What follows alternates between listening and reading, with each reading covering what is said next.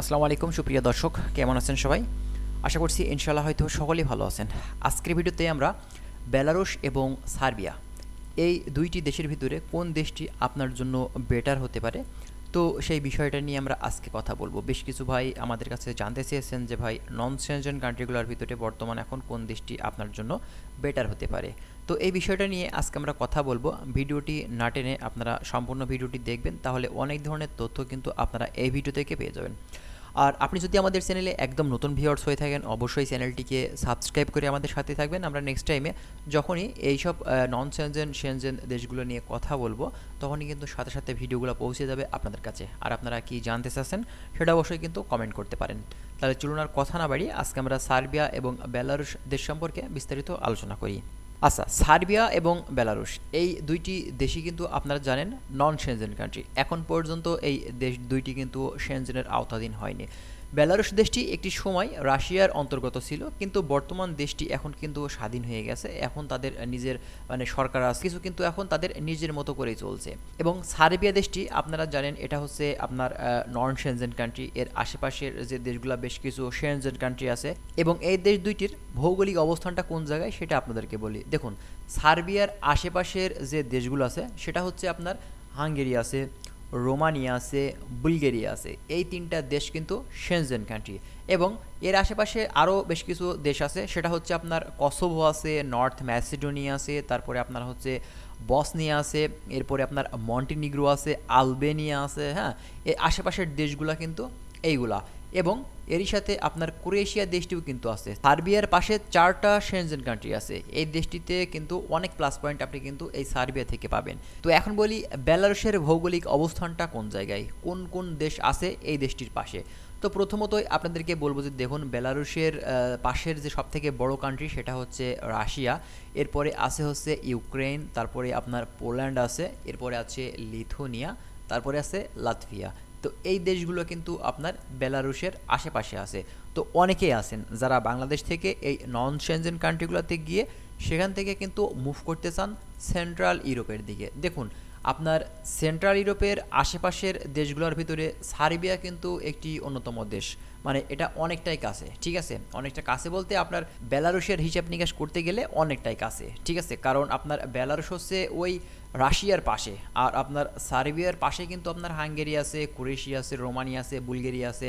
4টি Shenzhen country কিন্তু আপনার এই সার্বিয়ার পাশে আছে। কিন্তু আপনার বেলারুশের হিসাব নিকাশ করতে গেলে আপনি দেখবেন যে লিথুনিয়া আছে, লাতভিয়া আছে, এই দেশগুলো আপনার সেনজেন কান্ট্রি, কিন্তু এই দেশগুলোতে মুভ করাটা এতটা কিন্তু সহজ না। হ্যাঁ হ্যাঁ, আপনি সার্বিয়া থেকে মুভ করবেন সেটাও কিন্তু কষ্ট, কিন্তু আপনার বেলারুশের থেকে সার্বিয়াতে মুভ করাটা একটু সহজ। আপনি বেলারুশ থেকে মুভ করতে যাবেন যে কোনো কান্ট্রিতে, আপনার জন্য অনেক কঠিন হবে। আপনার বেলারুশের যে বর্ডার এরিয়া আছে এই এরিয়াগুলো কিন্তু খুবই হার্ড। এখান থেকে আসলে মুভ করাটা অনেক রিস্কি। আপনারা যদি গেম দিতে চান, মূলত যারা গেম দিয়ে থাকে বা যারা গেম দিয়েছে বেলারুশ দিয়ে বা এইসব সম্পর্কে যারা ভালো জানে, তাদের থেকেও আপনারা জিজ্ঞাসা করে নিতে পারেন যে বেলারুশ থেকে আপনার সেন্ট্রাল ইউরোপের দেশগুলোতে মুভ করাটা সহজ হবে নাকি সার্বিয়া থেকে। আপনারা যদি একটু ম্যাপ খুলে দেখেন সেক্ষেত্রে আপনাদের জন্য কিন্তু আর একটু সহজ হবে। দেখুন, আপনারা সার্বিয়া থেকে বসনিয়া হয়ে কিন্তু আপনি ক্রোয়েশিয়া হয়ে ঢুকতে পারছেন ইতালিতে। এছাড়াও আপনি হাঙ্গেরিতে যেতে পারবেন যেহেতু পাশের কান্ট্রি। এছাড়াও আপনি রোমানিয়াতে যেতে পারবেন, তারপরে আপনি বুলগেরিয়াতেও কিন্তু ঢুকতে পারছেন। হ্যাঁ, আপনার সার্বিয়া থেকে ইতালিতে মুভ করা, ইতালি সহ অন্যান্য কান্ট্রিগুলোতে মুভ করা কিন্তু আপনার জন্য সহজ হবে। কিন্তু বেলারুশ থেকে আপনার জন্য এতটা সহজ হবে না আপনার এই সেন্ট্রাল ইউরোপের এইসব দেশগুলোতে যাওয়ার জন্য, ঠিক আছে? তো এখন আপনাদের ইচ্ছা, আপনি যে কোনো কান্ট্রিতে যেতে পারেন, সেটা সার্বিয়া হতে পারে, সেটা বেলারুশ হতে পারে। তবে বেলারুশের থেকে বর্তমানে এখন সার্বিয়ার খরচটাও কিন্তু কিছু অংশে দেখা যাচ্ছে যে বেশি হয়ে যাচ্ছে। কারণ বর্তমানে এখন সার্বিয়া যেতে গেলেও কিন্তু 8 লক্ষ টাকা প্রায় লেগে যাচ্ছে, বেলারুশে যেতে গেলেও আপনার ওই এমনই লাগছে প্রায়, কিছুটা কম বেশি দেখা যাচ্ছে যে 1-1 লক্ষ।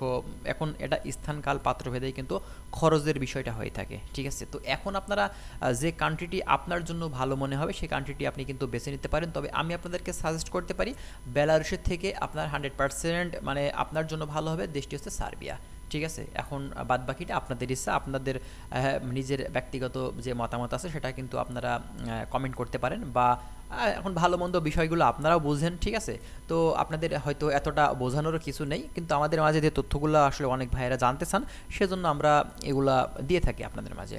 আর সার্বিয়া বেলারুশের ভিতরে আরেকটি আপনার অন্যতম পার্থক্য, সেটা হচ্ছে স্যালারির। আপনি বেলারুশ থেকে যে স্যালারিটা ইনকাম করবেন তার থেকে আপনার সার্বিয়ার স্যালারিটা কিন্তু অনেকাংশেই বেশি। একটু খোঁজখবর নিয়ে দেখুন, ইনশাল্লাহ কিন্তু আপনি সঠিক তথ্যগুলা কিন্তু পেয়ে যাবেন। ঠিক আছে, শুধুমাত্র আমি না, ইউটিউব প্ল্যাটফর্মে বিভিন্ন মানুষ কিন্তু আপনার এই দেশগুলো নিয়ে কথা বলে। আপনারা একটু ট্রাই করবেন ইনফরমেশনগুলো আসলে জানার জন্য, আপনারা কিন্তু পেয়ে যাবেন। তো আজকে এখানে শেষ করছি, ভালো থাকবেন সবাই, দেখা হচ্ছে নেক্সট ভিডিওতে। আর আপনারা যারা আমাদের চ্যানেলে নতুন ভিউয়ার্স এসেছেন, অবশ্যই চ্যানেলটিকে সাবস্ক্রাইব করে আমাদের সাথেই থাকবেন। আমরা নেক্সট টাইমে আরও বিভিন্ন ধরনের তথ্য আপনাদের মাঝে দিয়ে হেল্প করার চেষ্টা করব। আর আপনারা কি জানতে চাচ্ছেন অবশ্যই সেটা কমেন্ট করবেন, আর সাবস্ক্রাইব করতে কিন্তু একদমই ভুলবেন না। তো ভালো থাকবেন সবাই, আল্লাহ হাফেজ।